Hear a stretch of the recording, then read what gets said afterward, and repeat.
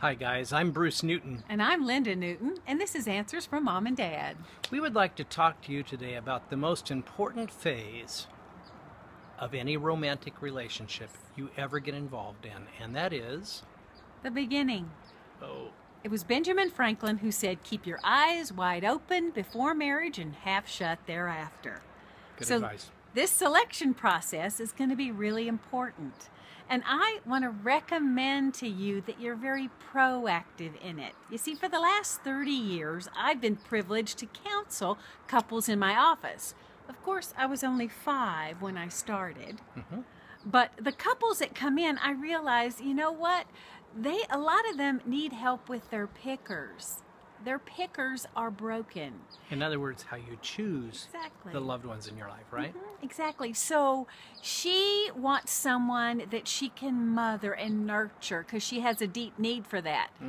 Buy a dog or have a kid. Okay? And then he wants that damsel in distress so that he can wear a cape. But you know what they say, guys? If you marry a damsel in distress, you're going to end up with a distressed damsel. Or he might want that high maintenance hot mess that is just too hard to live with. Right.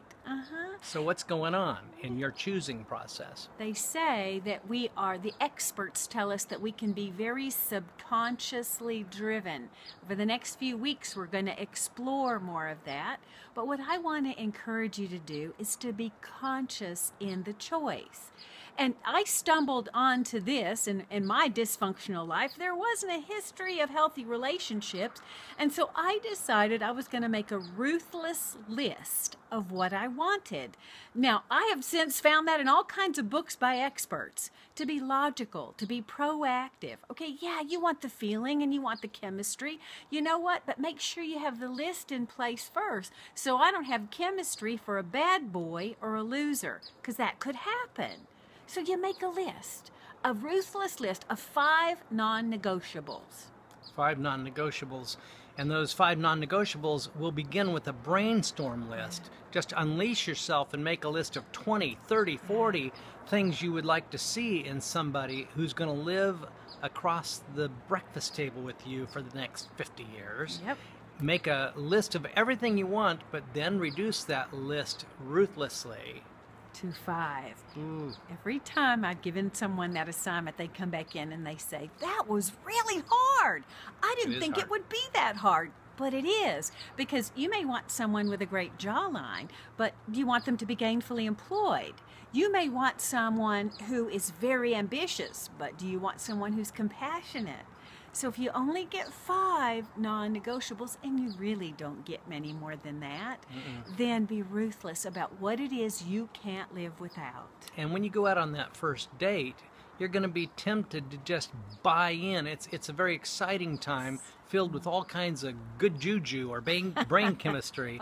And so you think, this is the one. Within a half an hour, you think, we just talk so well.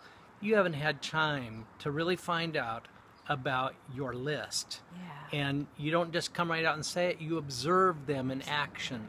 So don't just jump in and commit in the first date or even the first 3 dates. Give it time. Make sure your list gets met. Yes. The list. The list. So we're going to be talking more and more about your picker, your chooser, and how to choose wisely. So please stay tuned, and we'll see you next time. See you guys next time.